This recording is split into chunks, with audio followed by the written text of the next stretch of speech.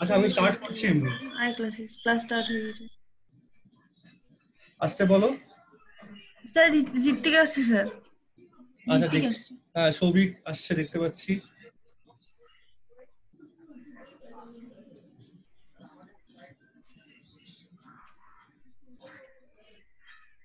Screen দেখা যাচ্ছে clear, মানে কিছু লিখিনি যদিও। হ্যাঁ স্যার।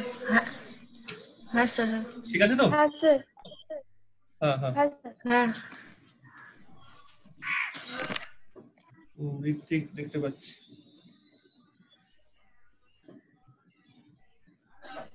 অভিজিৎ আসছে।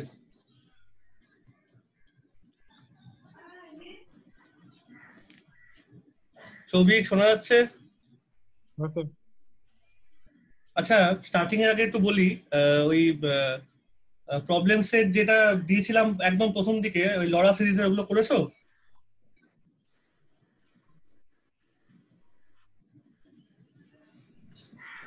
মানে প্রবলেম সেট 5টা করা হয়েছে? প্রবলেম সেট 5টা, হ্যাঁ স্যার। একটা অঙ্ক শুধু হয়েছিল না আমাদের। সেটা আমাকে নোট ডাউন করে লিখে পাঠায় একটু তো, করার না পারলে তো আমাকে বলতে হবে, মানে লিখে দিতে হবে না যে এটা হচ্ছে না আপনি করে দিন, ঠিক আছে? ঠিক আছে।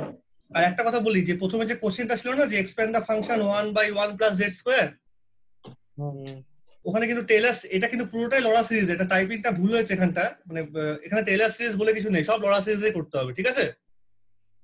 হ্যাঁ হ্যাঁ।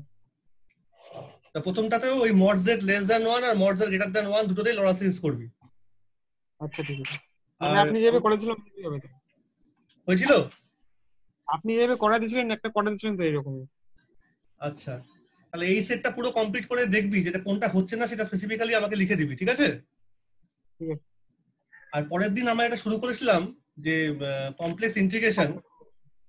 সেখানে আমরা কি দেখলাম যে কমপ্লেক্স ইন্টিগ্রেশন দুটো পার্ট আছে। একটা হলো এফ জেডটা কোনো রকম সিঙ্গুলারিটি নেই, কমপ্লিট অ্যানালাইটিক ফাংশন। সেখানে আমার দুটো ফর্মুলা লাগবে, একটা হলো কসি ইন্টিগ্রাল থিওরেম, যেটা বলছে হচ্ছে F Z DZ is equal two 0। সেখানে সি হলো কিরকম কার্ভ, আগের দিনও ডিসকাস করছিলাম যে piecewise smooth simple closed curve, মনে আছে নিশ্চয়ই?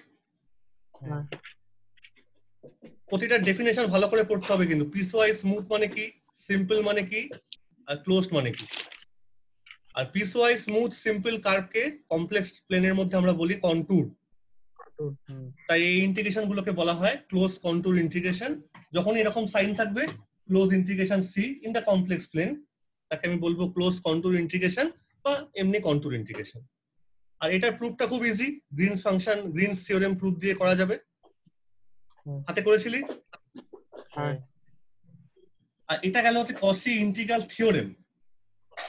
এর সঙ্গে আরেকটা ছিল, সেটা হচ্ছে কসি ইন্টিগ্রাল ফর্মুলা। ও আরেকটা কথা বলি, এই যে থিওরেমটা লিখলাম, সিটা কোন রিজিয়নের মধ্যে আছে, রিজিয়নটার নাম কি?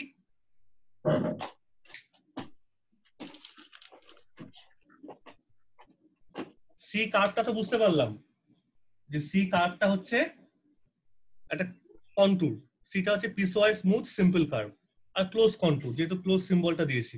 কিন্তু সি কার্ভটা আছে কোথায়, সেই জায়গাটার নাম কি? সেই রিজিয়নটাকে আমরা কি রিজিয়ন বলছি?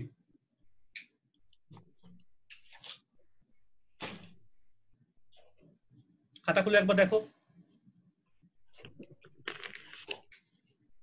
সেই রিজিয়নটাকে আমরা কি বলি? যে এটা যদি একটা আমার ডোমেন হয় বা এটা একটা রিজিয়ন, এই রিজিয়নটার মধ্যে আর একটা ছোট রিজিয়ন আছে, কিন্তু আমার কার্ভটা আছে হচ্ছে এইখানে, এটা হচ্ছে আমার সি কার্ভ। তাহলে এই মাঝখানে যে অ্যানুলার রিজিয়নটা, সেটাকে আমি আর দিয়ে ধরে লিখছি। দুটো কনসেন্ট্রিক সার্কেল আছে, সেই দুটো কনসেন্ট্রিক সার্কেলের মধ্যে সি কার্ভটা আছে। তাহলে আর এই রিজিয়নটাকে আমি কি রিজিয়ন বলবো?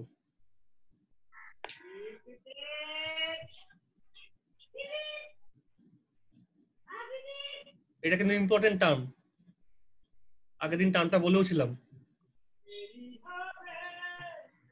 এটাকে আমরা বলি simply connected region. Connected region. এই দুটো এই কোশ্চেনটা একটু লিখে রাখবি।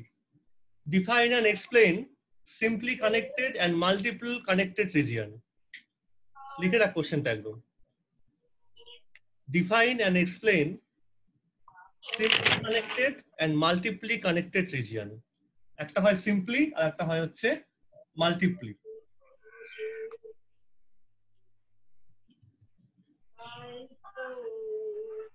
আচ্ছা, কেন বললাম এটাকে সিম্পলি কানেক্টেড রিজিয়ন?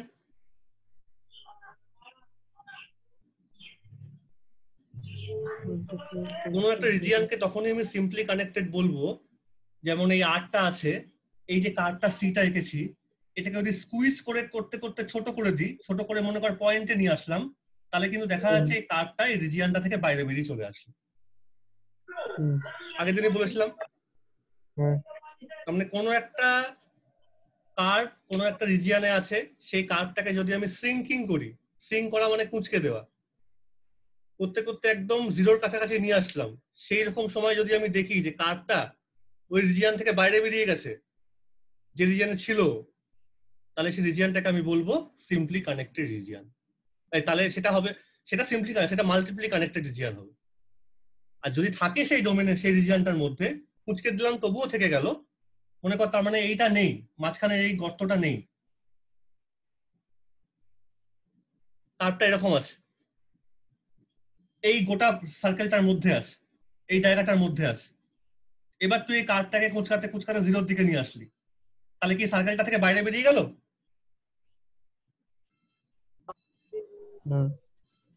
সার্কেলটার মধ্যেই আছে, থাকবেই।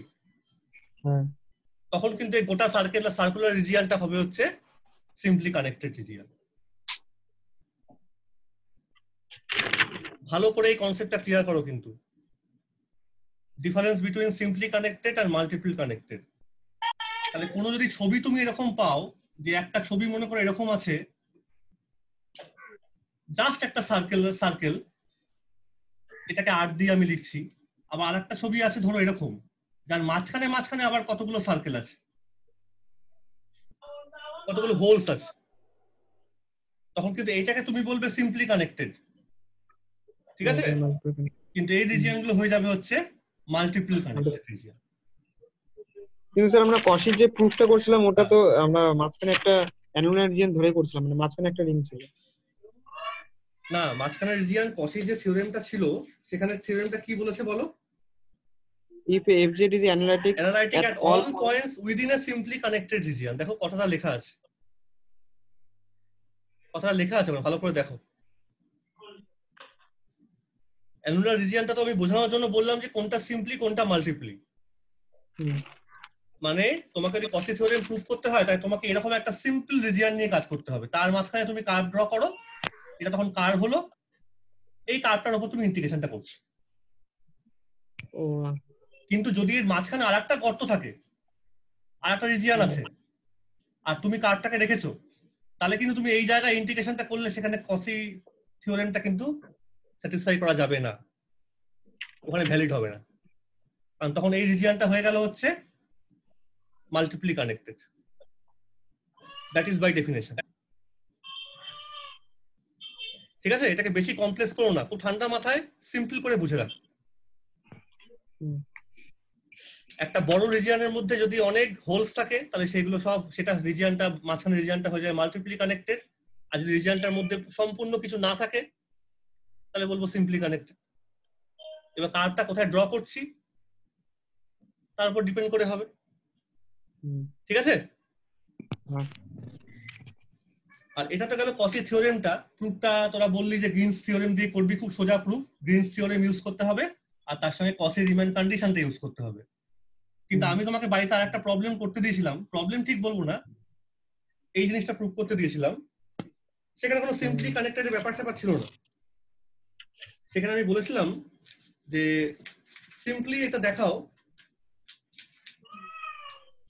যে কোনো একটা ডোমেনে একটা ফাংশন অ্যানালাইটিক, একটা ডি ডোমেন আছে, এর মধ্যে একটা ফাংশন fz, প্রতিটা পয়েন্ট অ্যানালাইটিক, কোনো সিম্পলি কানেক্টেড বা কিছু বলা হয়নি।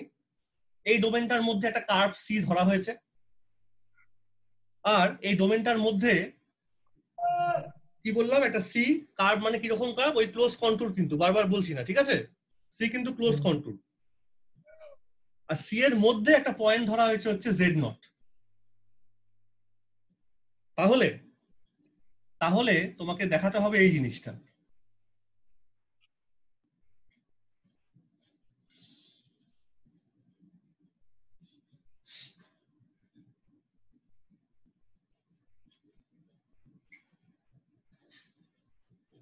সি, এইটা কি করেছিলি?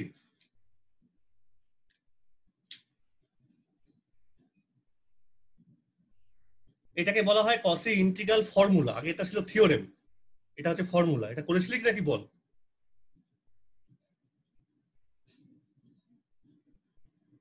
করা হয়নি স্যার।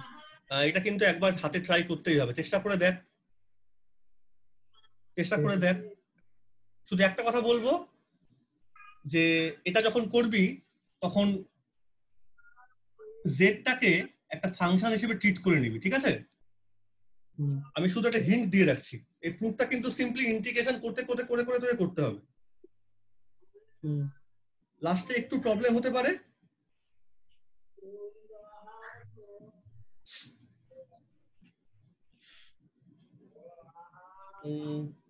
কি যেন বলছিলাম, এক সেকেন্ড।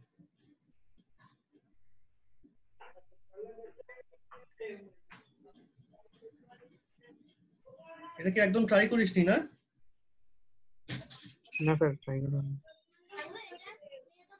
পরে পরে, এখন এখন যাও, এখন বলছি যাও, এখন থাক না, যাও।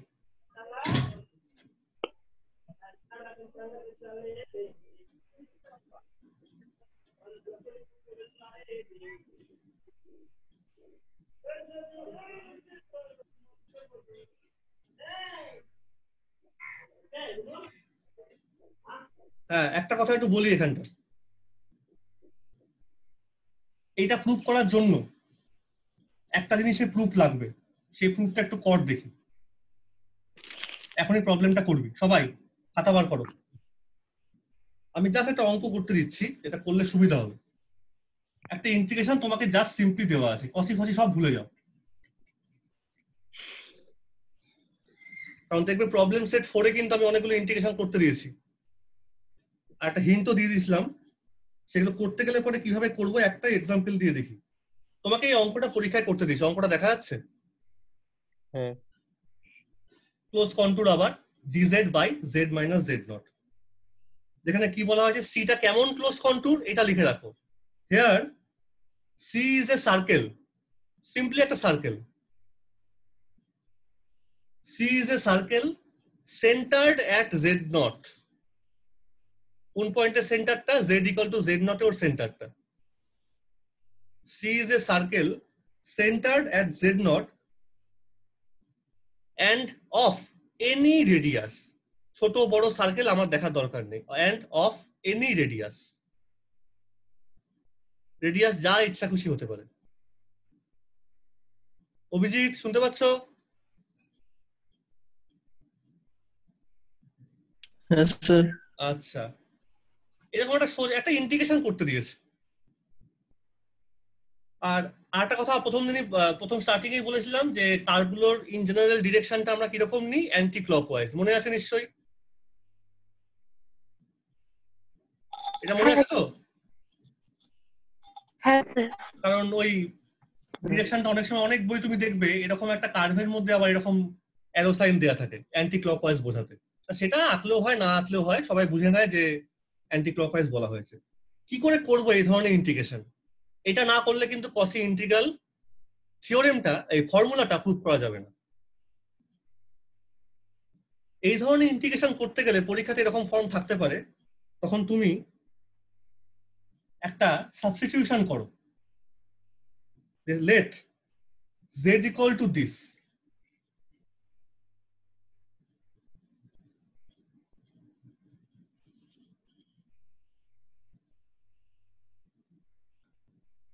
let z equal to this, z naught plus r into e to the power it, বা in other words z minus z naught is equal to this r e to the power it. এটা কিরকম? এটা একটা সার্কেলের মতোই দেখতে হচ্ছে অনেকটা।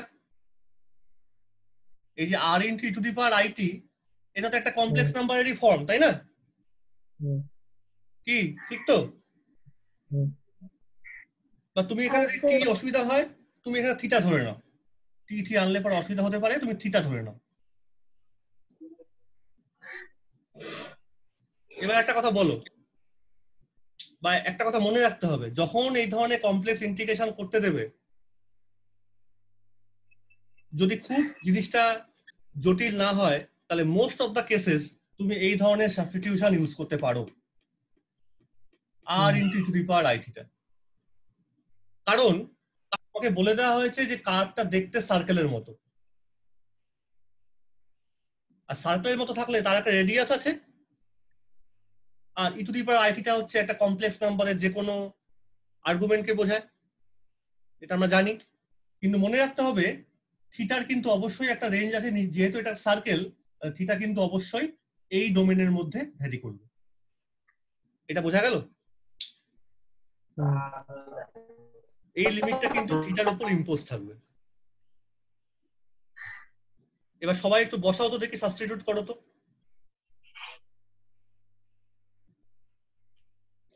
dz কত হলো? z এর জায়গায় বসাও, আমাকে অ্যানসারটা বলো। আই থিটা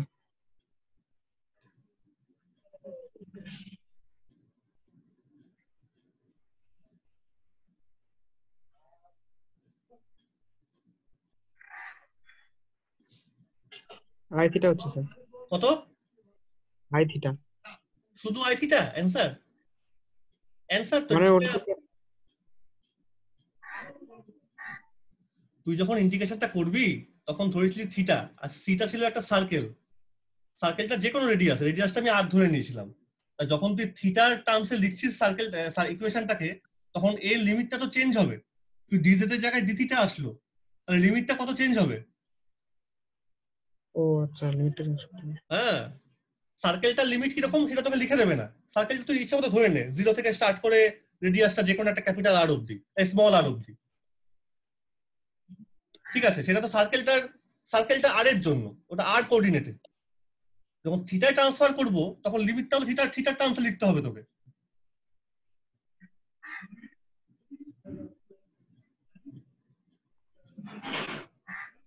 এই তো আমি তো লিখেই দিলাম, থিটার রেঞ্জ কত, 0 থেকে 2 তার মানে তো সার্কেল একটা, এই জন্য ইন্টিগ্রেশন গুলো পরীক্ষাতে দেয়। So 1/4 pi square. বাবারে, তোর তো অনেক বেশি চলে আসলো। তুই লিমিটটা লিখেছিস 0 টু কত লিখবো লিমিটটা? 0 to 2 pi. 0 টু 2 পাই। হ্যাঁ,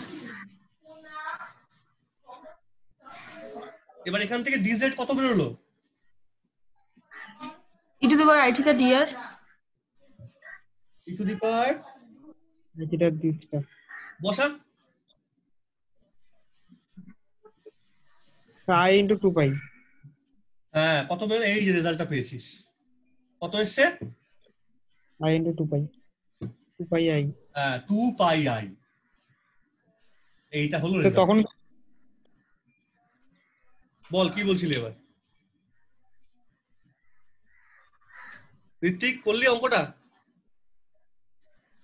হ্যাঁ স্যার। কি 2 পাই আই এসছে? হ্যাঁ স্যার, আমি 8টাকে পাই লিখে দিছিলাম, এর জন্য আই বাই আচ্ছা, পাই ইনটু ঠিক 2 আছে। পাই ছিল।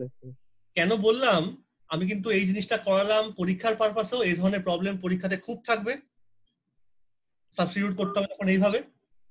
আর সেকেন্ড পারপাসটা হলো, আমাকে কিন্তু প্রুভ করতে হবে কসি ইন্টিগ্রাল ফর্মুলাটা, তার একটা স্টেপ হচ্ছে এইটা, আমি হিন্ট গুলো দিয়ে দিচ্ছি শুধু। এটা হলো স্টেপ নাম্বার 1। এবার স্টেপ নাম্বার 2, এই টার্মটা লেখো।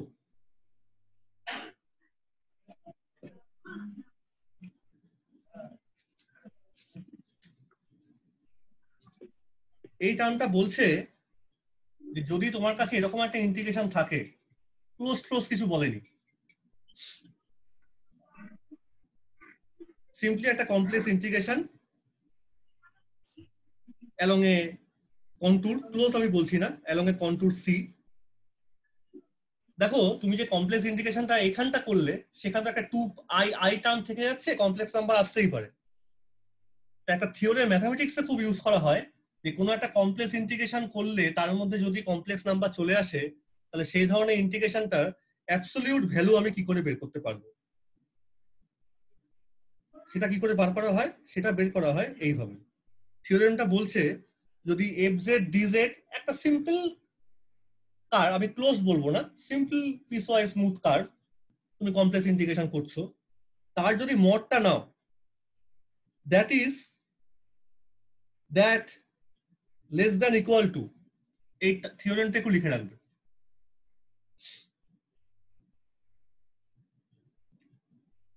এই থিওরেমটা বলছে এরকম,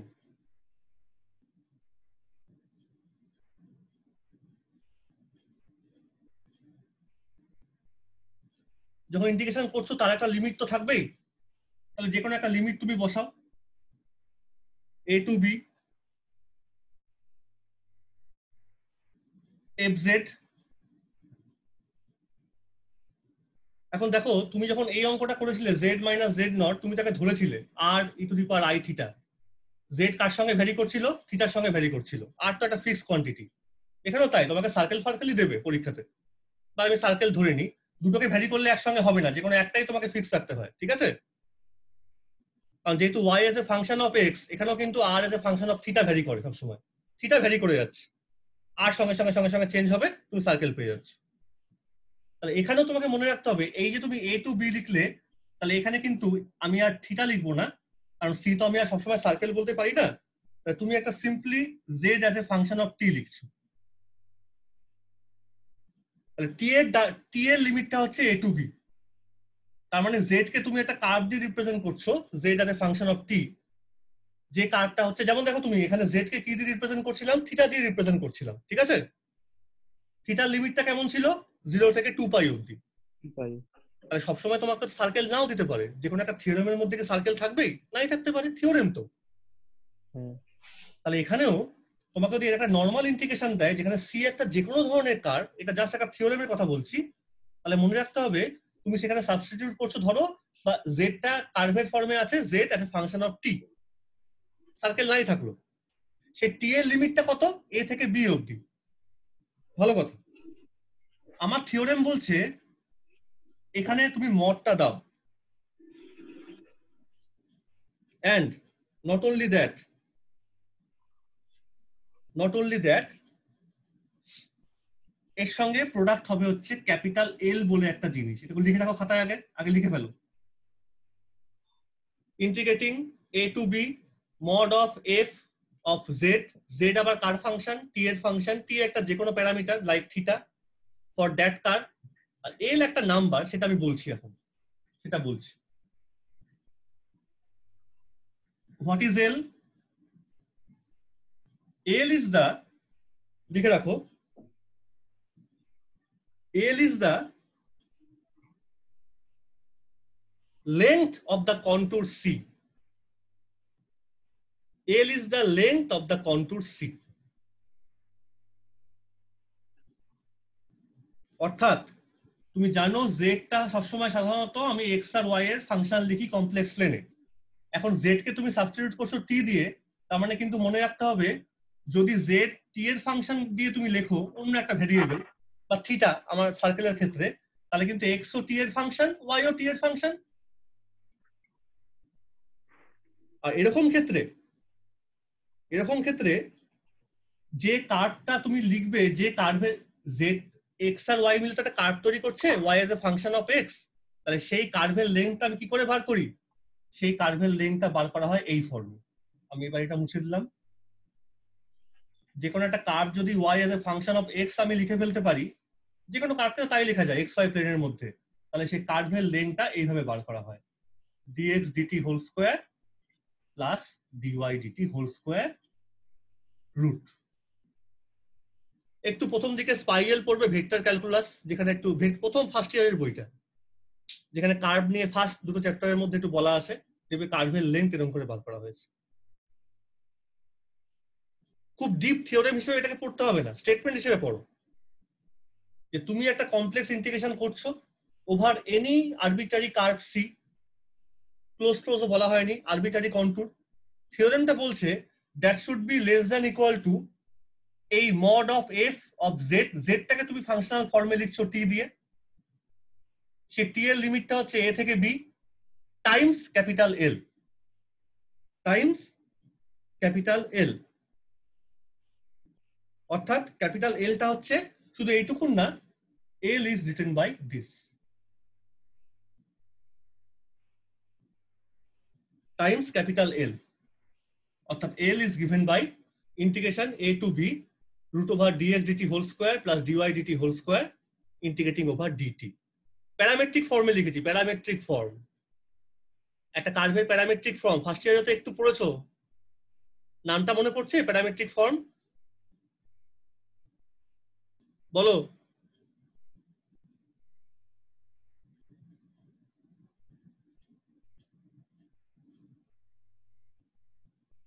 ঋতিক? হ্যাঁ স্যার, প্যারামেট্রিক ফর্ম তো পড়েছিলাম। এটা কিন্তু শুধু স্টেটমেন্টটা মনে রাখো, তোমাকে এটা প্রুফ করতে হবে না। This proof is very tough, this is for mathematical honours case. এত জায়গায় প্রুফ তোমাকে করতেই হবে না, তোমাকে শুধু মনে রাখতে হবে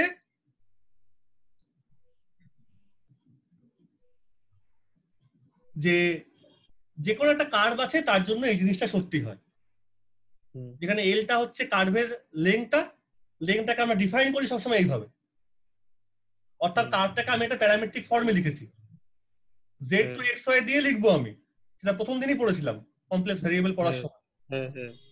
কিন্তু এক্স আর ওয়াইটাকে আমি প্যারামিটার দিয়ে রিপ্লেস করলাম, ধরো প্যারামিটারটা টি, তাহলে এলটা হবে হচ্ছে এইটা। তাহলে এইটা গেল সেকেন্ড থিওরেম, মানে সেকেন্ড একটা করোলারি বলতে পারো, সেকেন্ড একটা অ্যাজাম্পশন বা সেকেন্ড একটা স্টেটমেন্ট। আর ফার্স্ট স্টেটমেন্ট আমি এটা ইন্টিগ্রেশন করে দেখালাম। ইউজিং দ্যাট টু থিংস তোমাকে প্রুভ করতে হবে। আমার কিন্তু প্রুফ জিনিসটা কিন্তু অন্য, সেটা হচ্ছে কশি ইন্টিগ্রাল ফর্মুলা। একদিন চেষ্টা করো, আজকে যদি না পারো তোমাকে আমি কালকের মধ্যে পুরো জিনিসটা প্রুভ করে পাঠিয়ে দেবো, ঠিক আছে? ঠিক আছে, আগে এই দুটো চেষ্টা করে দেখো একবার পারো কিনা। দুটো তোমাদের কাছে তো বইপত্র একটু আছে, স্পাইজেল আছে না? স্পাইজেল না, সম সিরিজের বইটা, কমপ্লেক্স ভেরিয়েবল, এইচকে দাসের আছে। যে কোনো বই তুমি দেখো না, আমি যে দুটো থিওরেম বললাম এই দুটোকে কাজে লাগিয়ে এটা প্রুভ করা যায় কিনা। আর ওই প্রবলেম সেট 4টা একবার দেখবে, সেখানে কিন্তু কতগুলো ইন্টিগ্রেশন করতে দিয়েছি, চেষ্টা করেছিলে কশি ফর্মুলা দিয়ে?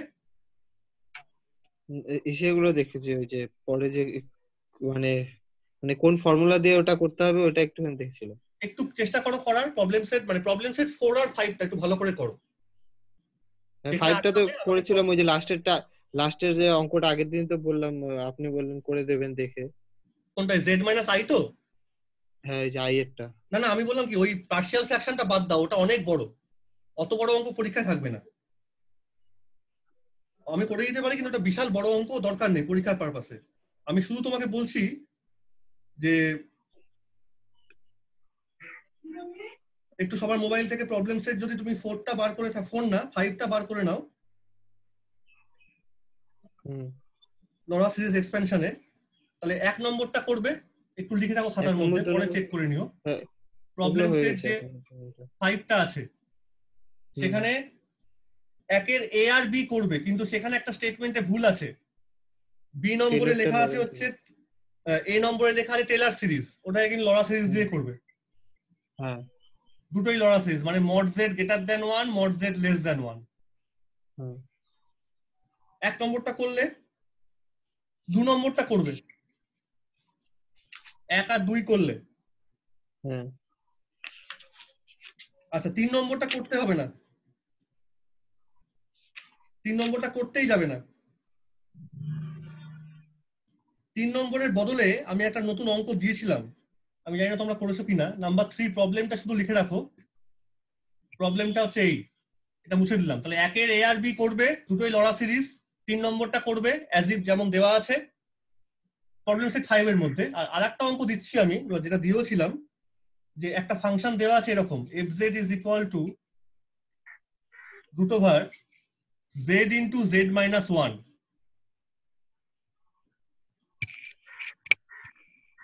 কোশ্চেনটা ছিল এরকম, find the first 3 non zero terms. প্রথম 3টে নন জিরো টার্ম বার করো।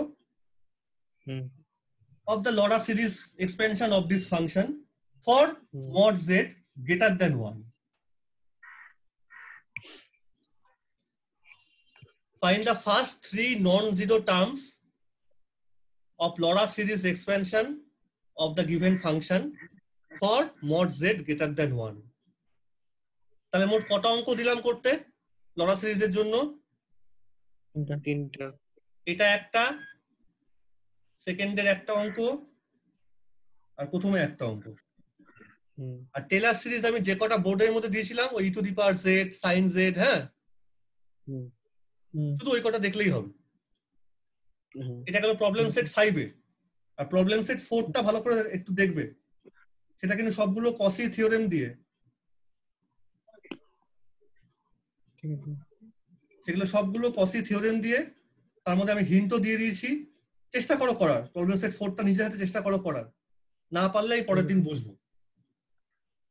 অনেক দিন হয়ে গেল কমপ্লেক্স ভেরিয়েবল নিয়ে, এবার একটু ফুল স্টপ টানতেই হয়। লাস্ট একটা টপিক একটু বাকি, লাস্ট দুটো টপিক বাকি বেসিক্যালি। এতক্ষণ আমরা ডিসকাস করছিলাম যে complex integration of F Z, যখন এফ জেড এর কি ফাংশনটা সম্পূর্ণ অ্যানালাইটিক, তাই তো, কোনো সিঙ্গুলার পয়েন্ট নেই। এবার পার্ট 2, সিঙ্গুলার পয়েন্ট। হ্যাঁ, f z has singularity simple.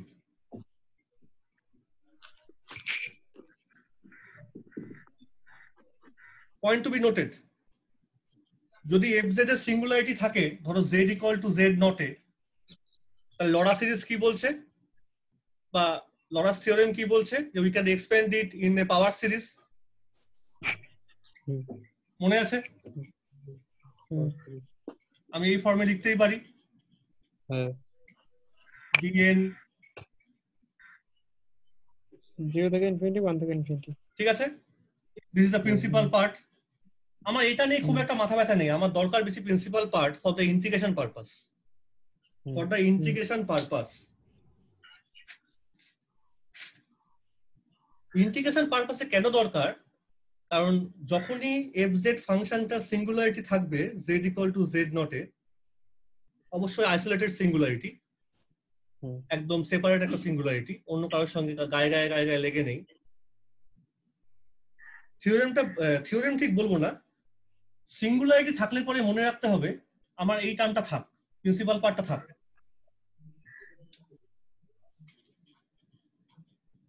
একটা নতুন টার্ম শেখো,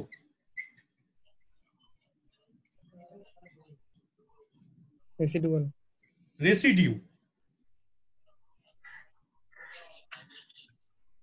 কোশ্চেনটা বা স্টেটমেন্ট এরকম, what do you mean by residue of a function f Z,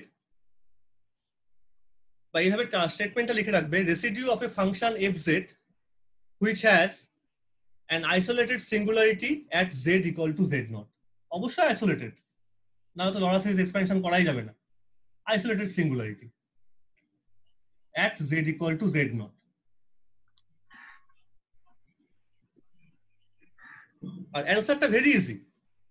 এই যে প্রিন্সিপাল পার্টটা আছে, এর মধ্যে যে কোএফিসিয়েন্ট গুলো আছে, এনটা কত থেকে রান করে প্রিন্সিপাল পার্টে? 0 থেকে না 1 থেকে?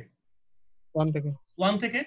তাহলে ফার্স্ট যে কোএফিসিয়েন্টটা b1, প্রথম যে কোএফিসিয়েন্টটা of this principal part of the লরা series expansion of fz, this b1 is called the residue of the function fz. আর কোনো জটিলতা এর মধ্যে আনতেই হবে না, সিম্পলি b1 টাকে বলা হবে residue of the function fz. That means the coefficient of 1 by z minus z naught, প্রথম টার্মটার, প্রিন্সিপাল পার্টের প্রথম টার্মটার যে কোএফিসিয়েন্ট, তাকে আমি বলবো হচ্ছে রেসিডিউ। আর এটাকে সিম্পলিক্যালি r দিয়ে ডিনোট করা হয়। যদি b1 0 হয় তখন প্রথম যে পার্টটা তখন b2 দিয়ে করব। আচ্ছা, তোমাকে যখন রেসিডিউ দেখো, যখন না b2 দিয়ে করব, সরি না, তখন তুমি বলবে তখন তো রেসিডিউ নেই ফাংশনটা, আবার কি না, হ্যাঁ, ফাংশনের রেসিডিউ থাকবে তার তো কোনো কথা নেই। ফাংশনের রেসিডিউ তখনই থাকবে যখন এর প্রথম টার্মটা থাকবে b1টা। ওকে জোর করে কেউ বলবে না যে রেসিডিউ থাকতেই হবে, থাকলে থাকবে, যদি থাকে তখন b1, আর না থাকলে নেই। ঠিক আছে? হ্যাঁ তাহলে স্টেটমেন্টে এবার একটা কথা একটু বল এখানে আমাকে, যে আইসোলেটেড সিঙ্গুলারিটি কত রকমের হয়? 3 রকমের। 3 রকম কি কি? রিমুভেবল, এসেনশিয়াল Removable, আর একটা এসেনশিয়াল আর renewable, এসেনশিয়াল একটা আর একটা Pole. পোল। পোল। যদি রিমুভেবল হয় তাহলে কি প্রিন্সিপাল পার্টটার উপর কি কন্ডিশন? একটা এসে একা টার্মও থাকবে না, তাহলে দেখো এটা ভীষণ আর ইম্পর্টেন্ট স্টেটমেন্ট এসেনশিয়ালে অনেকগুলো টার্ম থাকবে। পয়েন্ট। শোনো, এই দেখো রেসিডিউ তো এখানে পাচ্ছ না তুমি। when হ্যাঁ। principal part itself vanish, that means when z naught is an removable isolated singularity, তখন কি প্রিন্সিপাল পার্ট থাকছে? না, হয়ে যাচ্ছে, হ্যাঁ, থাকবে না। না, রেসিডিউ পার্ট থাকবে না। বিএনটা 0 হয়ে যাবে তো, তখন রেসিডিউ থাকবেই না। তাহলে এই টার্মটা লিখে রাখো, residue is only calculated for essential and pole. দেখ তোর কোশ্চেনে কিন্তু একটা উত্তর তুই মাঝখান থেকে পেয়ে গেলি, সব জায়গায় তুমি ক্যালকুলেট করতে পারো না। Residue is only calculated for essential and pole. বা if there exists a pole or essential singularity। পোলের মধ্যে আবার কখনো নাও হতে পারে। তাহলে করবো না, হ্যাঁ তাহলে হবে না সেটা। বারবার তো বললাম, জোর করে করার দরকারই নেই, সব ইন্টিগ্রেশন কমপ্লেক্স প্লেনে করা যাবে না, এটা মাথায় রাখতে হবে।